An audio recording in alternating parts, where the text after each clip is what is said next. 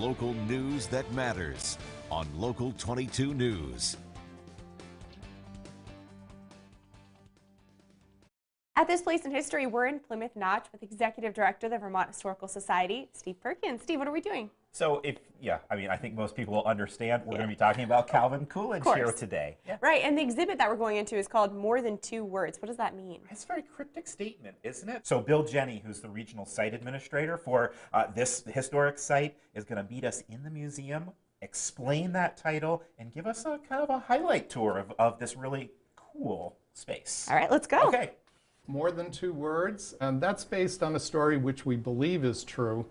Vice President Coolidge often had to go to dinner parties as part of his obligations, and he apparently was seated next to a woman who told him that she had a bet with someone that she could get him to say more than 2 words during the dinner.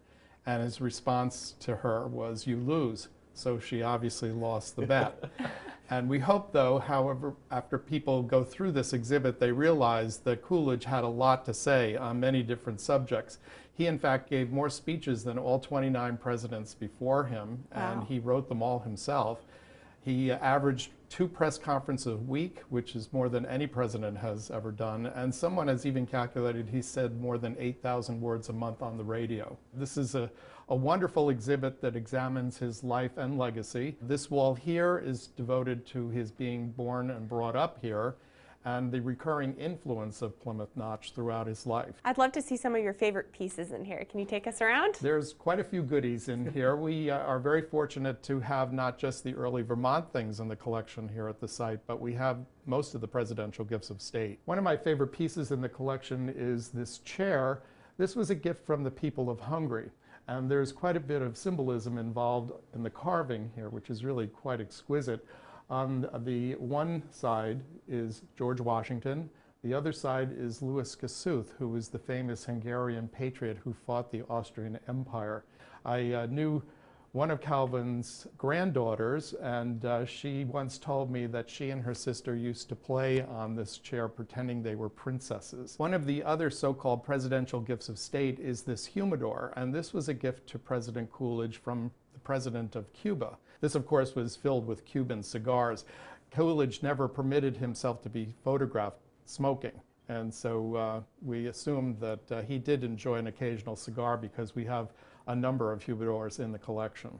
The exhibit also has this ballot box from the city of Northampton, Massachusetts. Okay, so why Massachusetts? Well, Massachusetts is a big part of Calvin Coolidge's story. And he grew up here in Vermont, but then went to Amherst College. He then studied the law down in Northampton. And so he started out as a city solicitor of Northampton, then went into the legislature of Massachusetts. Then he came back for a couple of stints as mayor of Northampton.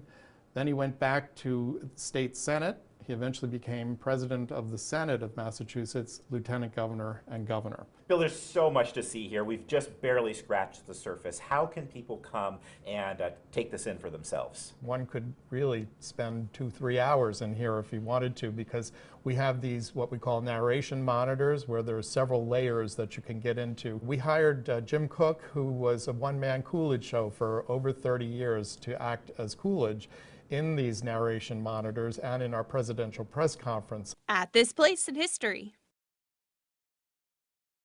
Local news that matters on Local 22 News.